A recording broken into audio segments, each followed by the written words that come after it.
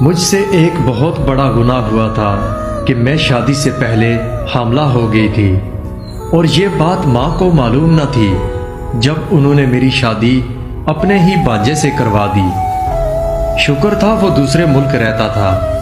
جب میں نے چپکے سے بیٹا جنا اور اسے کچرے میں پھینک آئی، ابھی میں گھر میں داخل ہی ہوئی تھی، میری ساس میرے پاس آئی اور جو مجھے بولا وہ سنتے ہی مجھ پر قیامت ٹوٹ گئی کہ میری ماں میری شادی کی تیاریوں میں لگی ہوئی تھی۔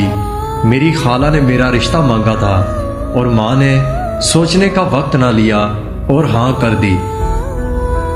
میں ماں سے بات کرنا چاہتی تھی، انہیں بتانا چاہتی تھی کہ میں نے شادی سے پہلے بہت بڑا گناہ کر لیا ہے اور میں حاملہ ہو گئی تھی۔ کالج میں ایک لڑکے سے میری دوستی ہو گئی تھی جس نے مجھ سے شادی کا وعدہ کیا ہوا تھا، اور اس وعدے کے سہارے میں آنکھیں بند کر کے اس کے ساتھ ہر جگہ چلی جاتی، اور ایک دن مجھ سے گناہ ہو گیا۔ میں نے اس لڑکے کو شادی کے لیے کہا، مگر وہ مکر گیا اور فرار ہو گیا۔ یہ بات صرف میری قریبی سہیلی کو ہی پتہ تھی۔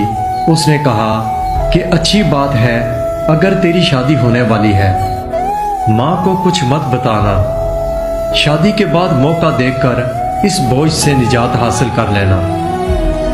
مجھے اس کا مشورہ اچھا لگا، اس لیے ماں کے بانجے سے شادی کر لی۔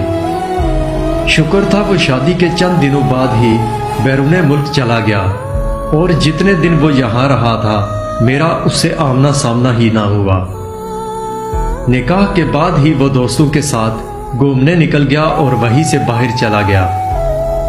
میں شادی کے کچھ دنوں بعد ڈاکٹر کے پاس گئی تو اس نے کہا کہ زیادہ وقت ہو گیا ہے، اگر آپریشن کروایا تو تمہاری جان کو بھی خطرہ ہے، تمہیں اس بچے کو جنم دینا ہی ہوگا۔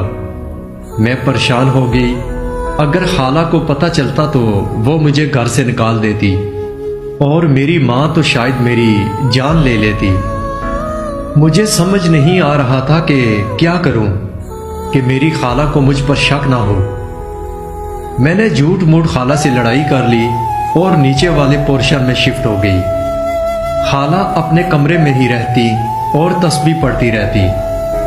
ان کے گھٹنوں میں درد تھا، وہ سیڑھیاں اتر کر نیچے نہیں آ سکتی تھی، اس لیے میں آرام سے اپنے دن پورے کرنے لگی۔ کبھی کبھی مجھے لگتا کہ میری خالہ میری ایک ایک حرکت پر نظر رکھے ہوئے ہے، مگر چونکہ چور میرے اپنے اندر تھا اس لیے مجھے لگا کہ یہ میرا وہم ہے۔ میرا شوہر تو مجھے پردیس جا کر جیسے بھول گیا تھا، اور مجھے بھی اس کی کوئی پرواہ نہیں تھی۔ مجھے اپنی فکر پڑی ہوئی تھی، میں نیچے والے پورشن میں آزادی سے رہ رہی تھی۔ کبھی کبھی خود ہی ماں کے پاس گھنٹے 2 گھنٹے کے لیے ہو آتی تھی تاکہ انہیں شک نہ ہو۔ ڈاکٹر کے پاس چیک اپ کے لیے جانا ہوتا تو میری سہیلی میرے ساتھ چلی جاتی اور وہاں خود کو میری نند بتاتی۔ جس دن میری ڈیلیوری ہوئی تھی میں نے اس دن ساس کو کہا کہ میں اپنی سہیلی کی شادی پر جا رہی ہوں، 3-4 دن بعد آؤں گی۔ گھر سے میں سہیلی کے ساتھ ہسپتال چلی گئی۔ میرا بیٹا پیدا ہوا تھا، وہ بہت خوبصورت تھا لیکن میں اسے پاس نہیں رکھ سکتی تھی۔ 2 دن ہسپتال میں رہ کر میں گھر آنے لگی تو راستے میں ہی چپکے سے بچے کو کچرے دان میں پھینک کر چلی آئی۔ ابھی گھر پہنچی ہی تھی کہ میری ساس نیچے اترتی دکھائی دی اور میرے پاس آ کر کہنے لگی، تم تو بچہ پیدا کر کے اسے پھینک آئی ہو۔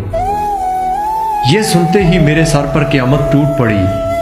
ساس کو کیسے پتا چلا؟